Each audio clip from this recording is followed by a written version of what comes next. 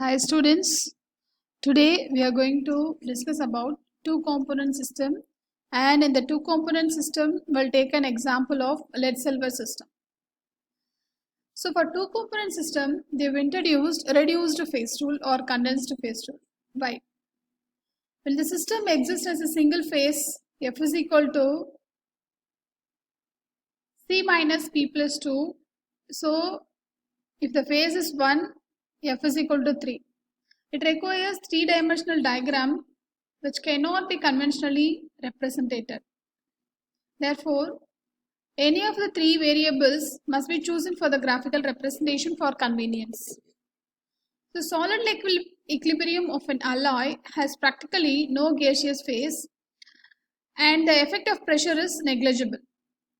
Since the pressure is kept constant, the phase rule becomes F dash is equal to C minus P plus 1. So here pressure is constant. So the reduced phase rule is F prime is equal to C minus P plus 1. So here we are going to take an example of lead silver system. Since the system is studied at constant pressure, the vapor phase is ignored. So the condensed phase rule is used in order to calculate the degree of freedom. F prime is equal to C minus P plus 1. So this is the phase diagram of lead silver system. So here also we are going to calculate the degree of freedom of the curves, the points and the areas. So first we will take an area AO. The AO curve is called as freezing point curve of silver.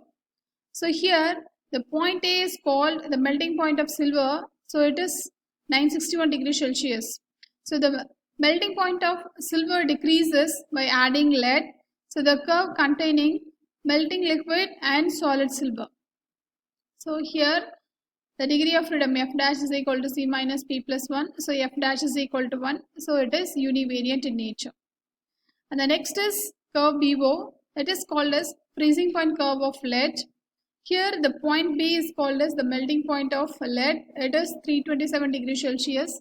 The melting point of lead decreases by adding silver. The curve BO contains melting liquid of lead and solid lead. So here the degree of freedom F is equal to C minus P plus 1. So here the component is 2 and the phase is 2.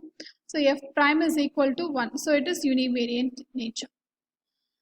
So next, so in the one component system, we'll discuss about the triple point. So in the two component system, we are going to discuss about eutectic point. So it is nothing but it is the temperature at which two solids and a liquid phase are in the equilibrium. So all the eutectic points are melting points and all the points need not to be eutectic points. So here in the eutectic point there is an equilibrium between two solids and a liquid. So the eutectic point in the lead silver system is O. So here the curve AO and BO meet at this point and at a temperature of 303 degrees Celsius. So here the three phases, the solid silver, melting liquid and solid lead are in the equilibrium. Then calculating degree of freedom, F is equal to C minus P plus 1. So here you have two components and three phases plus 1. So it is also non-variant. And next is the areas.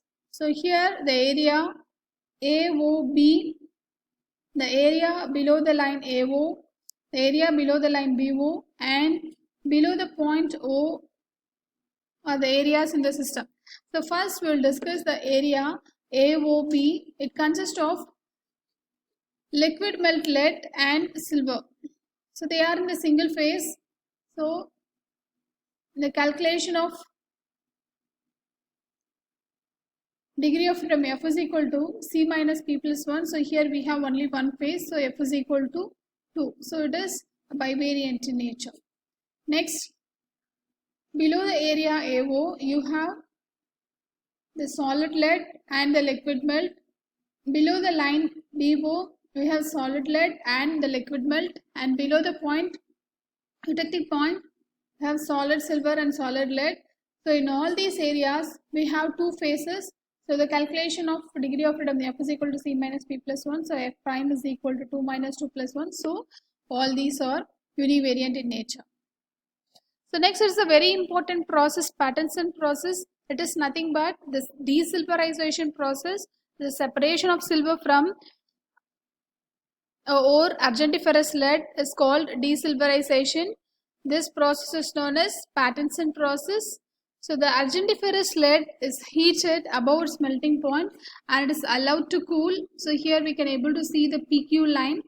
So it's going to cool, then the lead is crystallized first.